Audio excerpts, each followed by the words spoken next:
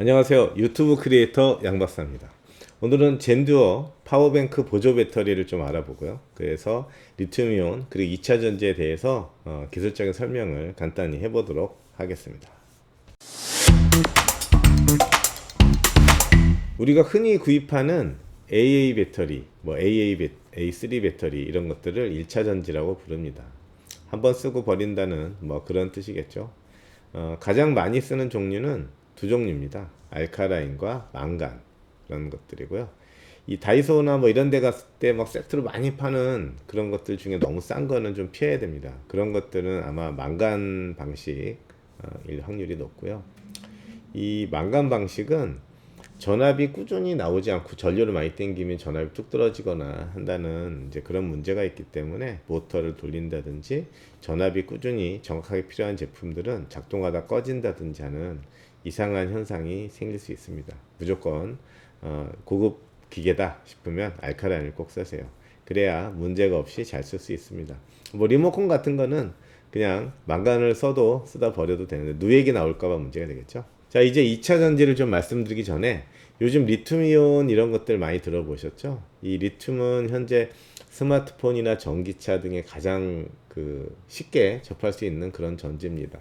예전에는 니카드, 니켈 수소 이런 것들에 비해서 전압도 높고 높은 용량을 필요로 하는 기계들한테는 거의 리튬을 사용한다고 보시면 되겠습니다. 20년 전에 우리가 사용하던 카세트 아시죠? 그 카세트에, 소니 카세트에는 이 껌 배터리가 들어갔는데 그게 소니에서 처음 만든 니켈 수소 배터리입니다. 1.2V 짜리예요.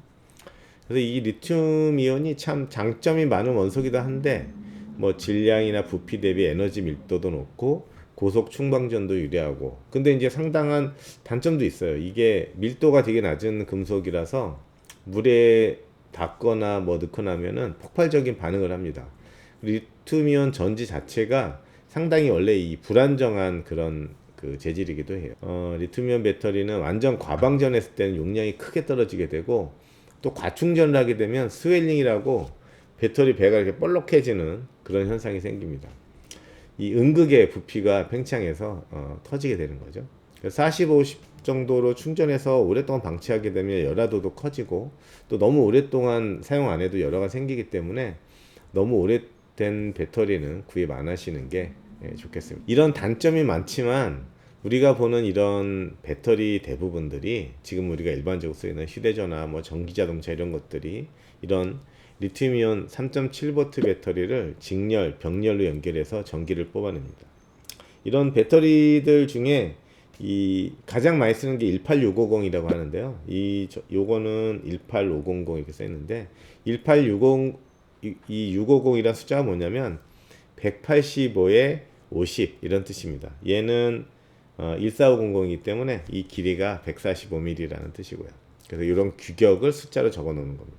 이게 원래 폭발 위험이 있기 때문에 이런 배터리는 이런 강철 원통 안에 포장이 돼서 내부가 보호가 되고 있는 거죠. 그래서 얇은 판을 하나, 그 다음에 절연체, 그 다음에 또 하나 이렇게 돌돌 말아서 캔에 딱 집어넣은 것들이 이런 거죠. 안에는 이렇게 돌돌 말려 있는 거예요. 드론 같은 것들에 들어가는 리튬 폴리머라고 하는 배터리가 있는데요. 리튬 폴리머는 폭발 방지와 이런 충격에 대한 폭발을 막기 위해서 전액을 이런 젤 같은 것에다 넣은 고분자 배터리입니다. 그래서 드론이나 이런 것들은 리튬 폴리머를 사용을 하죠. 이런 것들이 다 또 리튬 폴리머도 있고 리튬 이온도 있습니다. 리튬 이온은 폭발할 수 있는, 충격을 받으면 폭발할 수 있는, 전기차가 리튬 이온이기도 하고요. 그래서 이런 폭발에 좀 위험하다는 걸 좀 말씀드립니다. 예전에 우리가 사용했던 니켈 카드뮴 이런 것들은 메모리 이펙트라고 하는 문제가 있었어요. 그래서 남은 용량이 30%를 남긴 상태에 충전하면 그 나머지 용량만 쓸 수 있게 되는, 이제 그런 나머지를 못 쓰게 되는 거죠. 그래서 그런 문제가 나왔는데 니켈 수소가 나오면서 그 문제가 해결이 됐습니다. 니켈 수소가 나오면서 가격도 싸지고 그랬죠. 리튬은 이제 그런 문제가 없어서 그냥 충전해도 전혀 무리가 없습니다. 자, 이제 이 배터리를 좀 살펴볼게요. 젠듀어 슈퍼 탱크 프로라고 하는 제품이고요. 26800mAh 제품입니다. 대충 스펙은 아이폰 13을 6번, S20, 삼성 S20를 5번, 뭐 맥북을 18시간 이상 사용할 수 있게 충전할 수 있다고 합니다. 동시에 두 개의 맥북에 그 138W 공급이 가능하고요. 이 무게가 좀 무게가 있습니다. 아이폰이 그 충전 전류가 20W 정도 되고요. 삼성 S22 한 25W, 그리고 맥북 에어가 30W, 그리고 맥북 프로 13인치가 61W, 그 다음에 프로 16 이런 것들이 96W인데요. 동시에 138W 충전이 가능합니다. USB-C 파워 딜리버리를 지원하기 때문에 그런 충전이 가능한 거죠. 자, 앞에서도 설명을 드렸다시피 이 제품은 보통 구매할 때 두 가지 타입 배터리로 판매가 됩니다. 하나는 리튬 이온, 그리고 리튬 폴리머 타입이 있는데요. 아까 앞서 말씀드렸다시피 리튬 이온과 폴리머 배터리 타입이 약간씩 다른 대신에 성능이 약간씩 차이가 있습니다. 그래서 좀 이런 혹독한 환경, 또 충격이 있는 그런 환경에서는 리튬 폴리머를 쓰시는 게 좋고, 일반적인 환경에서는 리튬 이온을 쓰는 것도 나쁘지 않습니다. 이 저장 용량이 96W 정도 되기 때문에 이 100W 미만에서만 비행기 휴대 탑승이 가능해요. 그래서 이 제품은 딱 그 수치에 맞춘 것 같습니다. 그래서 비행기 탑승이 가능하다는 점. 그리고 이제 이게 사용할 수 있는 출력이 USB-C 1, 2 해갖고 5V 3A, 뭐 9V 3A, 12V 3A, 15V 3A, 20V 3A, 20V 5A, 그 다음에 뭐 100W짜리 뭐 C4 지원해서 5V 3A, 9V, 12V, 20W. 그래서 현재 존재하는 대부분의 고속 충전이 다 가능합니다. 이게 그리고 또 배터리 주제에 또 이 펌웨어 업그레이드가 가능해요. 그래서 새로운 충전 방식이 추가되면 펌웨어로 기능 추가가 가능합니다. 이 전면에 OLED 표시부가 있어요. 그래서 현재 잔여 용량, 그 다음에 충전하는데 걸리는 시간, 그 다음에 현재 몇 와트로 충전 중인지 이런 것들을 볼 수가 있고요. 남은 용량도 표시가 됩니다. 근데 저는 요새 약간 의심이 가는 게 이 하이퍼주스라는 그 충전하고 배터리하는 업체가 있거든요. 거기서 판매하는 제품하고 이 화면이 똑같습니다. 약간 그 이 젠듀어라는 회사가 뭐 전문 개발 회사라고 하는데 제 생각에는 그냥 마케팅한 회사가 아닌가. 그래서 중국에 생산한 거를 갖다가 그냥 그 잘 포장해서 마케팅해서 파는 게 아닌가. 뭐 그런 의심은 조금 듭니다. 성능은 상당히 좋은 것 같고요.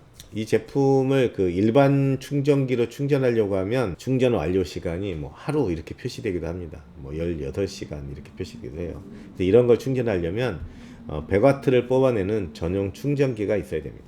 바로 요런 제품이고요. 요 제품은 모델이 젠듀어 슈퍼포트 4라는 제품입니다. 이게 100V에서 240V까지 지원하기 때문에 그냥 우리나라에 사용하실 수가 있고요. 이게 그 100W를 완전히 그냥 찐으로 뽑아내는데 현재 이것보다 충전 출력이 높은 거를 못 본 것 같아요. 아주 뭐 충전이 기가 막힙니다. 이 제품으로 슈퍼탱크를 충전하는데 약 2시간 정도 소요가 됩니다. 그래서 여기에 표시되는 와트가 처음부터 점점 20W, 60W 올라가다 나중에 99, 100W로 충전을 하더라고요. 그리고 이게 100W를 충전할 때는 되도록이면 하나만 충전하는 게, 이 앞에가 100W, 그 다음에 이쪽이 18W, 그 다음에 이제 여기가 2.0짜리 두 개가 있는데 100W를 충전할 때는 하나만 충전해야지 옆에 다른 걸 충전하게 되면 그 100W를 나눠서 쓰거나 열이 많이 발생할 수 있으니까 그런 점도 이해를 좀 하셔야 됩니다. 그 다음에 이제 요게 이제 그 아주 작죠. 이 슈퍼미니 5K라고 하는 제품인데 요게 이제 값도 저렴하고 20W짜리 충전이 가능합니다. 그래서 아이폰 13 같은 경우에는 30분 만에 고속 충전이 되고요. 크기도 작고 주머니에 쏙 들어가니까. 그 다음에 이게 이제 2대까지 충전이 됩니다. 동시에. 하나는 USB, 그 다음에 이제 USB-C 이렇게 두 가지 포트가 있고요. 가볍고 주머니 하나 있으면은 진짜 금방 충전할 수 있어서 아주 좋은 것 같습니다. 그 다음에 이제 제가 이전에 쓰던 그 A8이라고 하는 슈퍼탱크 100W 제품이 이게 이제 슈퍼탱크 100W로 업그레이드 돼서 나왔습니다. 튼튼하고 그런 디자인이, 예전에 여기에 포트 4개짜리가 들어가는 게 있었는데 그게 USB-C로 변경돼서 이렇게 나왔죠. 이 보조 배터리 하면은 샤오미 뭐 최고 아니었습니까? 용량도 그렇고 가격도 그렇고 그때는 용량이 중요했는데 지금은 이 USB-C를 지원하는 그런 파워 딜리버리를 지원하는 노트북이 많아지면서 진짜 아무거나 갖다가 막 꽂기에는 조금 위험합니다. 왜냐면 고가의 노트북에 이런 아무 도대체 알 수 없는 저렴의 배터리를 연결했다가 고장나게 되면 어떻게 될지 모르니까요. 자, 그러면 제가 한번 충전을 해 보도록 하겠습니다. 지금 여기가 지금 이 노트북이 그 맥북 프로 16인치고요. 자, 여기다가 제가 100W를 지원하는 포트가 이거는 따로 구분은 없습니다. 인아웃 그리고 아웃 이렇게 했는데 맨 앞쪽에다가 꽂아 보도록 하죠.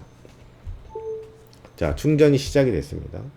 그 다음에 지금 C1 포트로 이 앞에 포트에서 나오는 출력이 표시가 됩니다. 현재 지금 배터리가 조금 80% 정도 있었는데요. 화면에 지금 63W, 72W 표시가 되고 있습니다. 82W 점점 올라가죠. 처음에 꽂았을 때에서 점점 수치가 올라갑니다. 이렇게 지금 현재는 85W, 84W에서 적당히 왔다 갔다 하고 있네요. 79W 이렇게 지금 표시가 되고 있고요. 자, 이번에는 아이폰을 충전해 보도록 하겠습니다. 아이폰 12고요.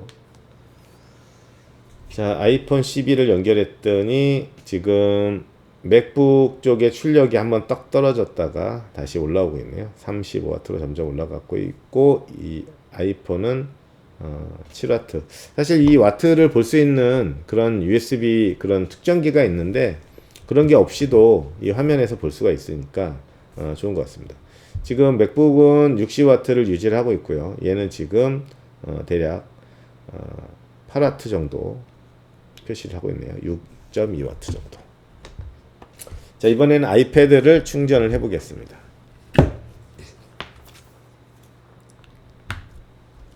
아이패드 미니를 에어를 충전해 보도록 하죠. 자, 이렇게 해서 지금 맥북, 아이폰, 아이패드는 18W로 바로 들어가네요. 18W로 지금 바로 들어가고 있고 지금 얘는 7W 정도에서 조정이 되고 있습니다. 자, 이렇게 해서 사실 이 배터리 하나만 있으면은 뭐 맥북 18시간, 사실 맥북이 원래 배터리를 많이 안 먹는데 M1 같은 경우에는 뭐 한번 가지고 나면 하루 종일 쓸 수 있어서 참 좋은 것 같아요. 예, 그런 것들에다가 충전할 수가 있고 그 다음에 충전을 했을 때 충전이 완료되는데 걸리는 시간도 표시가 되기 때문에 얼마 있다가 충전 완료되는지 그런 것들도 확인이 되고 그 다음에 이 젠듀어 이 파워 충전기 같은 경우에는 100W로 충전하기 때문에 일반 충전기로 얘를 충전하려면 시간이 되게 오래 걸립니다. 제가 처음에 와서 꽂아보니까 한 10시간 이렇게 표시가 됐거든요. 이걸로 바꾸니까 1시간 반 만에 충전이 완료가 돼서 사용할 수 있게 됐습니다. 자, 그래서 이 젠듀어 파워탱크 프로라는 이 제품을 한번 알아봤는데요. 이게 지금 일반적으로 사용하는 배터리 중에서는 최강자가 아닌가 저는 그런 생각이 듭니다. 그리고 고속 충전이 지원되고 있고요. 그 다음에 앞으로도 펌웨어 업데이트를 통해서 새로운 충전 방식이 추가되면 여기에 계속 새로운 충전 방식을 추가할 수 있는 그런 업그레이드 방식이 적용돼 있어서 홈페이지에 가보면 펌웨어 1.2 뭐 이런 식으로 펌웨어가 올라와 있습니다. 그래서 그거를 다운받아서 연결하면 이쪽에 업데이트를 할 수 있는 그런 기능이 포함되어 있는 무지막지한 배터리가 되겠습니다. 주로 이제 이런 것들을 사용해서 카메라 슬라이더, 그 다음에 뭐 카메라, 요즘은 휴대전화 외에도 일반 카메라들도 DSLR 이런 카메라들도 이 USB-C를 통해서 전원 공급이 가능하기 때문에 이런 작은 걸 사용한다든지 이런 또 큰 걸, 또 이거 반만한 두께의 제품도 있어요. 이 반만한 두께의 제품이 있기 때문에 그런 것들을 사용해서 필요에 따라서 사용할 수 있는 그런 배터리가 되겠습니다. 그래서 우리가 가장 많이 사용하는 이 배터리 그리고 리튬이온이 어떤 것인가 정도는 상식적으로 알아보자 라는 차원에서 컨텐츠를 만들게 됐고요. 이 제품에 대해서 상세한 스펙도 같이 이번 기회에 소개해 드리도록 했습니다. 자, 그러면 이 영상은 일단 여기까지고요. 뭐 또 추가적으로 궁금하신 사항이 있으면 댓글 달아주시면 제가 조사해서 알려드리도록 하겠습니다. 유튜브 크리에이터 양박사였습니다. 감사합니다.